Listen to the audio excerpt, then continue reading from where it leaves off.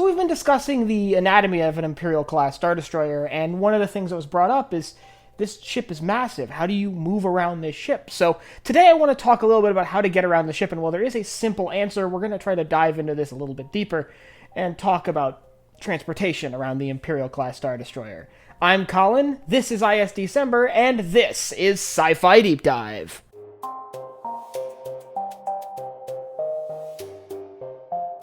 Remember, if you enjoyed this video, to head down below and hit that subscribe button. So the Imperial-class Star Destroyer is 1.6 kilometers long, which, for us in North America, it's more easy to put. It's almost exactly a mile long, making it absolutely massive. It would dwarf any naval vessel in human history and would cast a shadow over most small towns, and it's very, very big. So the question comes up logically of how do you get around a vessel this large? And the answer is relatively simple, and I'm not going to hold it from you any longer.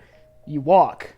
A kilometer and a half is a long distance, but it's not that much to walk for most military-age individuals, especially those with military training. So it's not inconceivable that the Imperial Navy simply expected people to walk from one end of the Star Destroyer to the other if they needed to. That being said, they made distinct efforts to limit that wherever possible. Like I mentioned in last week's video, all of the barracks facilities were centered around the center of the Star Destroyer, and many of the facilities were basically outboard from that.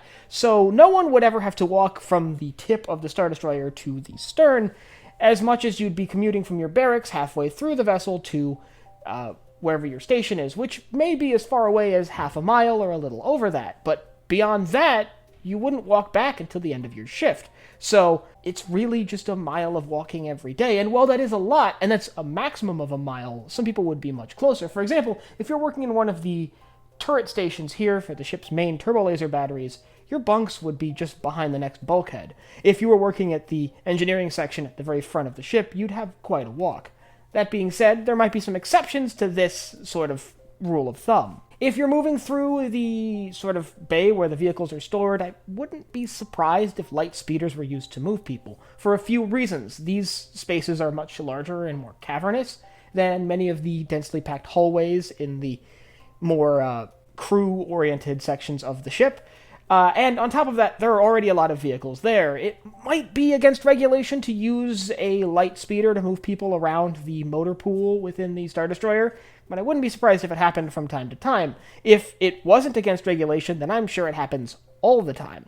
That being said, the main method of transportation around the vessel is still simply walking. But you're going more places than just to and from your barracks station, where you would be sleeping, and your active station where you would be working. You have to go to the bathroom or to a mess hall for a meal, and the solution to this is simple. It's likely that a vessel of this size, the Imperial-class Star Destroyer, would have mess facilities located around the ship instead of having one central mess hall for use by all of the crew. After all, this crew is massive, so you would need a gargantuan cafeteria to feed everyone, so it does just make more sense to build separate galleys and mess halls around the vessel to sort of limit the amount of movement the crew members have to do to get to and from their designated meal breaks. But that's just the enlisted personnel. There's another group that likely had it even easier, and that would be the embarked stormtroopers, who really only had to exist there in the barracks, waiting for the call to go somewhere else. Their days on board the Star Destroyer were likely condensed to small sections of the ship,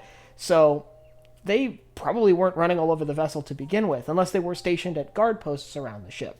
That being said, if they were deployed, they would have to move forward to the hangars, but once again, that's like a fourth the length of the vessel. But on top of all of that, there is still one group that we haven't discussed, and that's the bridge officers and the high-ranking officials who work entirely within the ship's command tower. Now, I should have to tell you that those officers didn't have to get around much.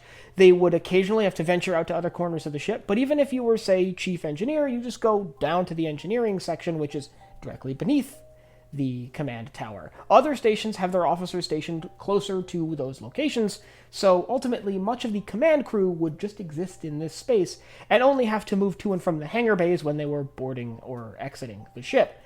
That being said, there is one other method of transportation that I have forgotten to mention so far, and that is the turbolift, which is really just used for vertical transportation up and down the vessel. That being said, they were likely fairly fast, because this is a very tall vessel, so you could consider that as a means of expedited transportation as well. For example, an officer going from the bridge to the hangar bay would simply have to go down into the superstructure, move forward on the vessel, and then go down again into the main hull, forward to the hangar bay.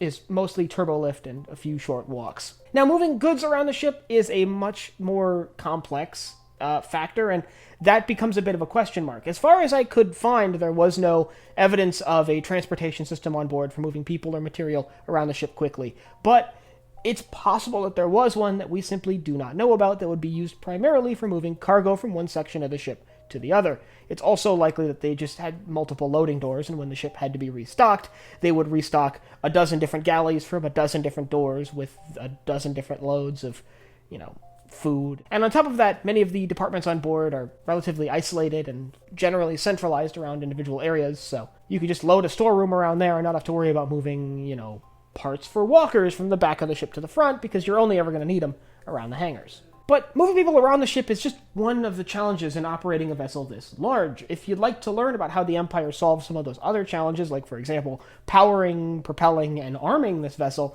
I'll leave a link up here to a playlist I'm building all about the Imperial-class Star Destroyer, covering all of my Anatomy of a Star Destroyer videos from IS December, where you can learn about the different systems around the ship. And I'd like you to let me know down in the comments whether you think it's reasonable for the Imperial Navy to expect people to be able to walk a mile to get from one end of the ship to the other, or do you think that's simply too much to expect out of officers who may have to do this under stressful conditions, like when the ship is under fire? And if you have anything else to see me cover in Star Wars or anywhere else in science fiction, you can let me know down below in the comments. Last but not least, if you enjoyed this video, head down below, hit the like button, the subscribe button, and the bell icon so you get notified when I upload new videos. So for Sci-Fi Deep Dive, I'm Colin, and I will see you next time.